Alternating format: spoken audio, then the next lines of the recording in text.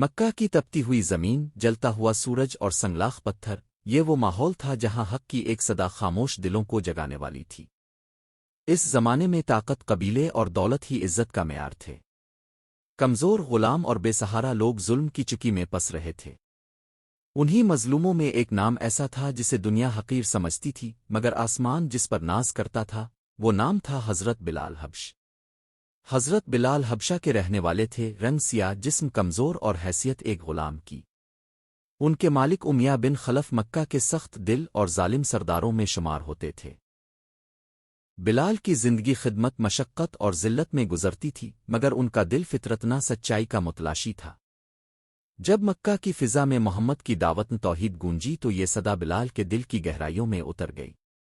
اللہ ایک ہے، وہی معبود ہے، اس کے سوا کوئی عبادت کے لائق نہیں۔ یہ پیغام سن کر حضرت بلال کا دل گواہی دینے لگا۔ انہوں نے نہ کسی دلیل کا انتظار کیا، نہ کسی خوف کو آڑے آنے دیا۔ انہوں نے کلمہ پڑھ لیا اور یوں ایمان کی روشنی ان کے سینے میں جا بسی۔ مگر ایمان لانا آسان نہ تھا۔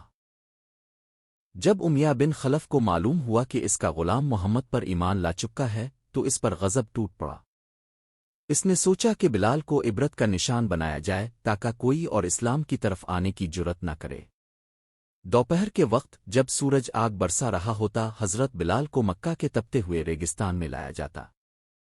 ان کے کپڑے اتار دیے جاتے، جلتے پتھروں پر لٹایا جاتا، سینے پر بھاری پتھر رکھ دیا جاتا۔ امیہ بن خلف چیخ چیخ کر کہتا، محمد کا انکار کرو، لا تو اس کی عبادت کرو۔ مگر حضرت بلال کے لبوں پر صرف ایک ہی لفظ ہوتا، احد احد، اللہ ایک ہے، اللہ ایک ہے۔ یہ ایک لفظ نہیں تھا، یہ ایمان کا اعلان تھا، صبر کی معراج تھی، اور توحید کی ایسی گونج تھی جس نے باطل کے ایوان ہلا دیے۔ جسم زخمی تھا، سانس اکھڑی ہوئی تھی، مگر ایمان سلامت تھا۔ کئی دنوں تک یہ ظلم جاری رہا، کبھی کوڑے، کبھی بھوک، کبھی پیاس، مگر حضرت بلال کے قدم ڈگمگائے نہیں۔ آخرکار یہ خبر رسول اللہ تک پہنچی۔ آپ کا دل دکھ سے بھر گیا۔ صحابہ میں سے حضرت ابو بکر صد آگے بڑھے۔ وہ امیہ بن خلف کے پاس گئے اور بلال کو بھاری قیمت دے کر آزاد کروا لیا۔ آزادی ملی تو بلال کی زندگی بدل گئی، مگر ان کا مزاج وہی رہا، عاجزی، وفاداری اور عشق رسول اللہ نے انہیں اپنے قریب رکھا۔ بلال کی آواز میں عجیب سوز تھا، دل کو چھو لینے والی گونج تھی۔ جب مدینہ میں مسجد نبوی تعمیر ہوئی اور اذان کا سوال آیا تو اللہ کے حکم سے حضرت بلال کو اسلام کا پہلا مؤذن منتخب کیا گیا۔ وہ لمحہ تاریخ کا یادگار لمحہ تھا۔ حضرت بلال مسجد کی چھت پر کھڑے ہوئے اور بلند آواز میں کہا، اللہ اکبر، اللہ اکبر۔ یہ وہی آواز تھی جسے مکہ میں دبانے کی کوشش کی گئی تھی، مگر آج وہی آواز اللہ کے گھر سے بلند ہو رہی تھی۔ اذان کے الفاظ مدینہ کی فضاؤں میں گونج رہے تھے، دلوں کو سکون مل رہا تھا، اور فرشتے بھی اس صدا پر خوش ہو رہے تھے۔ رسول اللہ حضرت بلال سے بے حد محبت کرتے تھے۔ ایک مرتبہ آپ نے فرمایا، اے بلال، میں نے جنت میں تمہارے قدموں کی آواز سنی ہے۔ یہ سن کر بلال کی آنکھوں سے آنسو بہنے لگے۔ انہوں نے عرض کیا، آ رسول اللہ، میں ہر وضو کے بعد 2 نفل پڑھتا ہوں، بس یہی عمل ہے۔ یہی اخلاص تھا، یہی سادگی جو اللہ کو پسند آئی۔ مگر پھر وہ دن آیا جس نے بلال کی زندگی خاموش کر دی۔